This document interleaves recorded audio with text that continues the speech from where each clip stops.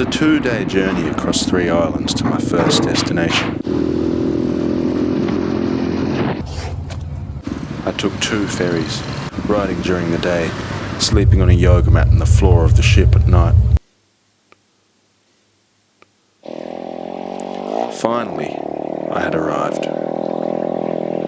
Travel helps to restore a faith in humanity. People really will go to great lengths to help you along your way.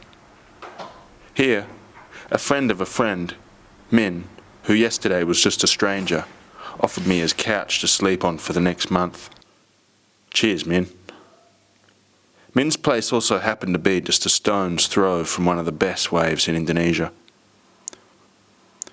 I was frothing to surf it, but for the first few weeks, it barely showed signs of a ripple.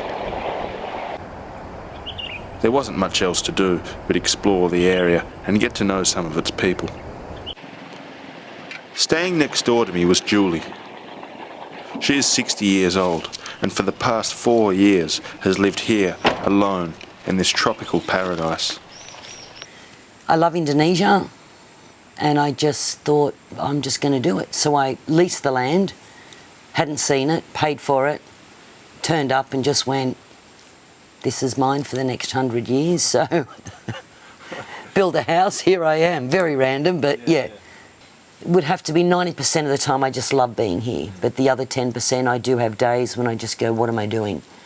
I just want to go home. But then I wake up the next day and go, I don't want to go home. Like, why do I want to leave here and go back to Australia?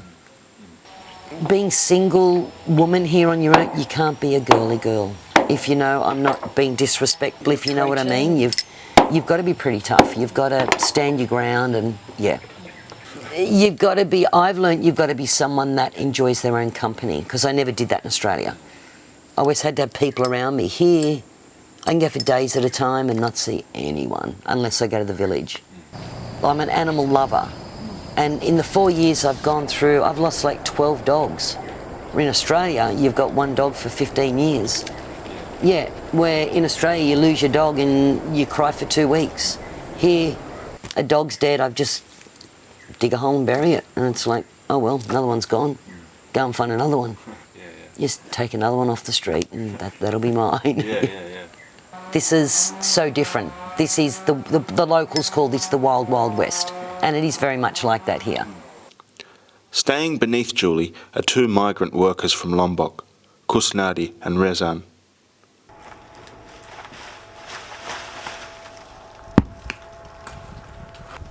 Indonesia is an incredibly diverse country. It's hard for Indonesians to travel overseas, so instead, many travel for work within their own country. This is a concept known as merantau, meaning to travel abroad to seek one's fortune, and I went to find out more from the boys. Tujuannya pertamanya mencari duit untuk keluarga.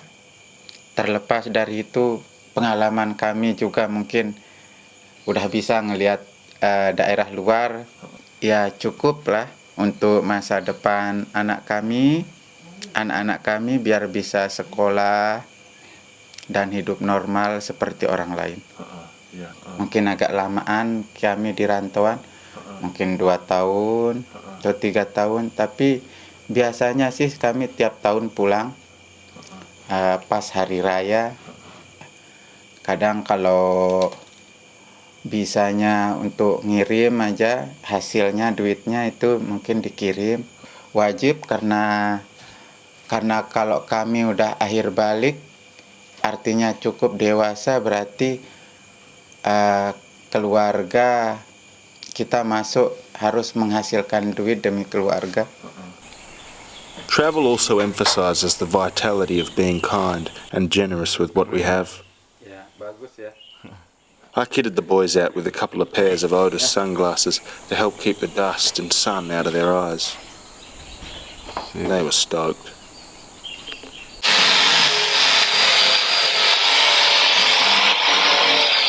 A little way up the hill, overlooking the area's premier surf break, is Georgia and Joey Patterson's Merdeka house. They've been here for the past 15 years and have built a unique livelihood around the things that are most important to them.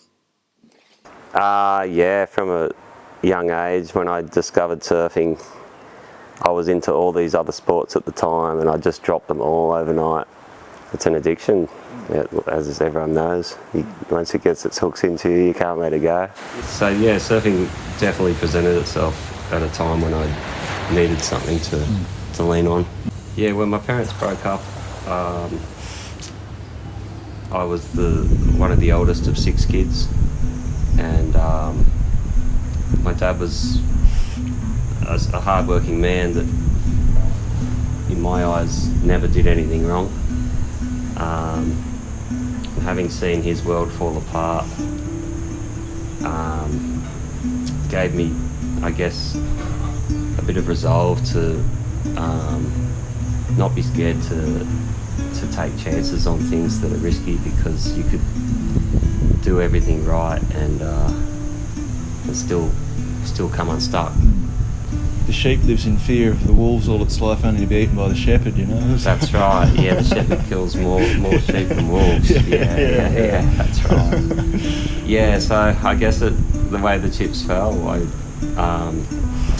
it kind of gave me a resolve to take steps into areas that people considered too risky, and Indonesia was one of them at that time.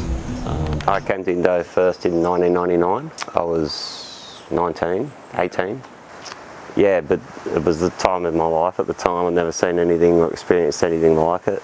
Yeah, straight away I was just awestruck by how beautiful it was. I still hadn't been on land. We came around the headlands, and these crazy mountains and super long perfect reef breaks and no one around.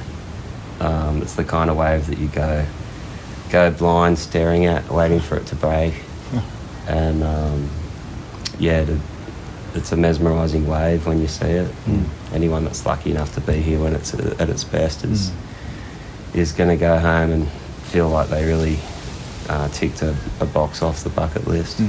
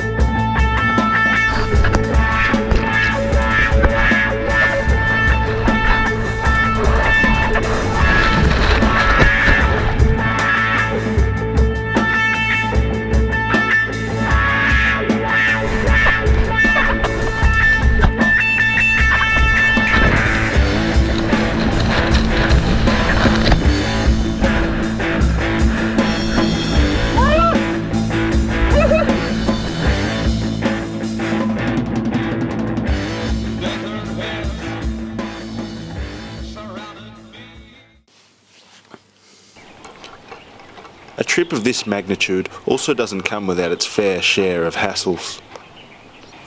After snapping half a dozen spokes on my back wheel, I managed to limp it into the local mechanic shop.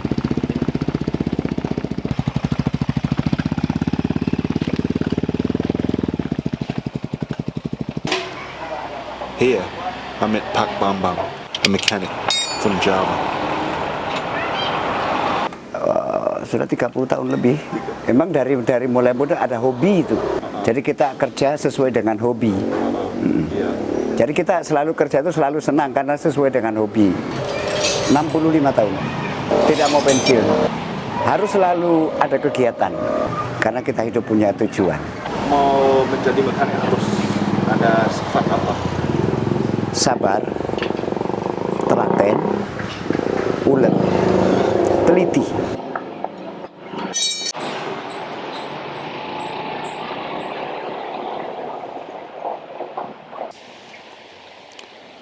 With everything back in order, it was time for me to hit the road.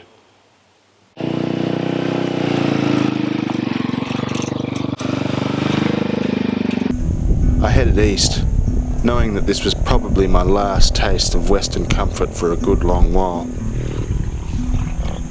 From here, I'm heading into one of the most remote and primitive parts of Indonesia in search of perfect, uncrowded surf.